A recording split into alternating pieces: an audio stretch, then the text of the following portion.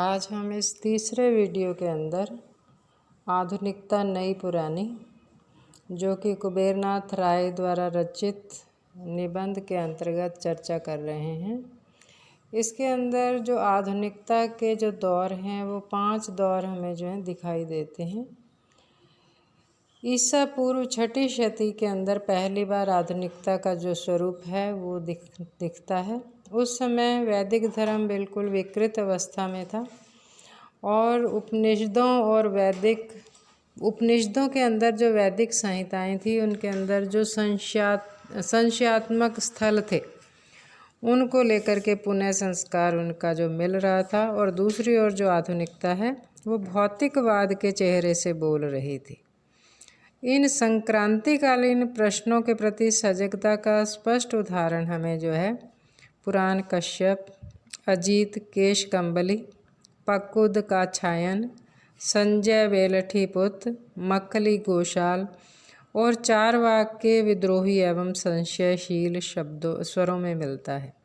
संशयशील का अर्थ होता है जहाँ पर हमें कहीं भी किसी बात को लेकर के कोई शक है, उसे संशयशील स्वर नाम दिया गया है। अब इन्हीं संशयशील स्वरों से जो है सांख्य, बौद्ध और जैन दर्शनों को उगने और बढ़ने की जमीन मिली। हालांकि इन्होंने जो हल निकाले वो मान्य तो नहीं हुए, लेकिन फिर भी जो एक अवरोध बना हुआ था वो अवरोध समाप्त हो गया, और जो जड़ स्थिति है उसको समाप्त करके प्रवाह और गति के लिए गुंजाइश वहाँ पर बन गई। इन लोगों ने जो अपने सिद्धांत दिए उनके अंदर गुण और अवगुण का, पाप और पुण्य का भेद, ये सब उन्होंने माना कि ये झूठा है। बिना किसी कारण के जो कुछ चल रहा है उसके अंदर जीवों का जो जन्म हो रहा है, अधः पतन या त्राण होता है, प्राणियों की अवनति होती है, कोई दुख होता है, उसका कुछ भी कारण नहीं है। ये जो सब कुछ घटित हो रहा है ये सारा जो है युक्तिहीन है, जिसे हम इरैशनल कहते हैं। जो मक्खली गोशाल है उन्होंने इससे भी आगे बढ़ कर के कहा कि तुम्हारे जो दुष्कर्म सत्कर्म है उसका नियति पर कोई भी प्रभाव जो नहीं होता है। नियति का जो विधान है वो बिना किसी नियम के चलता रहता है।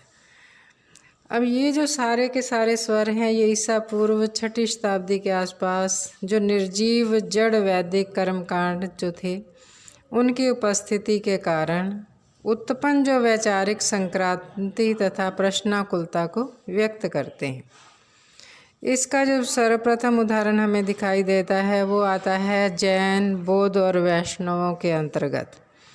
बौद्धों का आना, जैनों का आना और उसके साथ साथ उनके जो कर्मकांड हैं वैष्णवों के यज्ञ का विरोध करना, ये सारे के सारे जो हैं सजगता के रूप में दिखाई पड़ते हैं। हालांकि ये जो सजगता दिखाई देती है ये आंशिक है। पूर्ण जो सजगता है उक्त संशयवादी जड़वादियों में ही है। अब इसके बाद जो दूसरा दौर आता है वो आता है इस्लाम के आगमन पर। ऐतिहासिक कारणों से आधुनिकता जन्मी तो अवश्य थी, पर कुछ अवरुद्ध रह गई थी। ये जो अवरुद्ध रहना है ये आधुनिक संतों और गोरख, कबीर इत्यादि के माध्यम से व्यक्त हुई। कबीर जो हैं अपने ज़माने के विद्रोही और एंग्री यंग मैन माने जाते थे। उनके विचार जो हैं अत्यंत प्रखर थे और आधुनिकता से संपृक्त थे। संपृक्त का अर्थ मैंने पहले भी स्पष्ट किया है। संपृक्त का अर्थ होता है जुड़े होना। सुनने में ये आया है कि हिंदी के कुछ विद्रोही युवा कवि जो हैं कबीर पीढ़ी के नाम से आगे आ रहे हैं।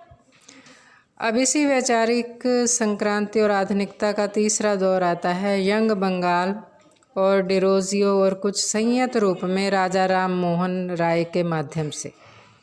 इनका जो जीवन दर्शन था 19वीं शती का वैज्ञानिक मानववाद और उदारवाद था।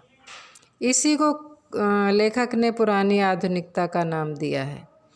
राजा राम मोहन राय से राम मनोहर लोहिया तक ये परंपरा जो है चालू हालत में रही और भारतीय समूह जीवन के संदर्भ में कभी भी इसे बासी नहीं माना गया। आधुनिकता का चौथा दौर जो है महायुद्ध से पूर्व 37 के कवियों और लेखकों के माध्यम से मोह भंग के दर्शन को लेकर के सामने आया।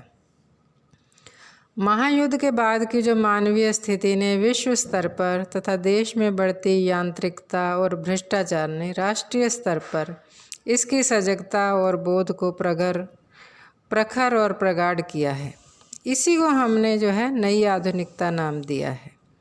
हालांकि 50 के बाद या 60 के बाद नई कहानी, नई कविताएं आई, लेकिन जो कि 30 और 40 में आई नई कविताओं, नई कहानियों से भिन्न थी। अब इनके अंदर जो मोह भंग की प्रक्रिया है आगे में मुक्ति बोध में दिखाई पड़ती है, जो आज भी चल रही है। अब क्या होता है कि आयाम बदलता जाता है, रंग बदलते जाते हैं, लेकिन जो आधुनिकता है वो एक जानदार और गतिशील स्वभाव या संस्कार प्रवाह है जो कि निरंतर चल रहा है। अब इसी के अंतर्गत अगला जो दौर, पांचवा और अंतिम दौर आता है, वो आता है छायावादी युग के रूप में। अब यहाँ पर उन्होंने दिखाया कि जो गत छायावादी युग का रूमानी बोझ जो जटायु था वो एक आदर्श लेकर के आया था। राष्ट्रीयता और क्रांति चेतना रोमांटिक युग का एक विशेष आयाम थी। 37 का जो आधुनिक बोध जो है वो एक संपाति के रूप में है, जो प्रखर सत्य से साक्षात्कार करने की प्रक्रिया में अपने मूल्यों के पंख गवा बैठा है। तो उसे पता चलता है कि वो अकेले ही हिंद महासागर के तट पर अजनबी सा जीने के लिए प्रतिबद्ध है। तो वही संपाति जो 37 का था, वो 50-60 में आकर के उसे पता चला है कि बल्कि वो अकेला ही नहीं अपितु एक सुलगती हुई डाल पर बैठा हुआ है, और इस भयाव्य अणुयुगीन आतंकपूर्ण स्थिति में उसके पास पंख भी नहीं है और मुक्ति देने वाला कोई मूल्य भी नहीं है कि वो अपनी रक्षा कर सके। अब यहाँ पर मुद्रा राक्षस के शब्दों में से व्यक्त किया है कि और कब तक सुलगती डाल पर बैठा रहूं असहाय, मुझे पंख दो। अब यहाँ पर जो दिखाया गया है कि किस प्रकार आधुनिकता के 5 दौर जो हैं हमारे सामने आते हैं और उनके पांचों के अलग अलग स्वरूप हैं, किस प्रकार बदलते स्वरूप दिखाई देते हैं। धन्यवाद।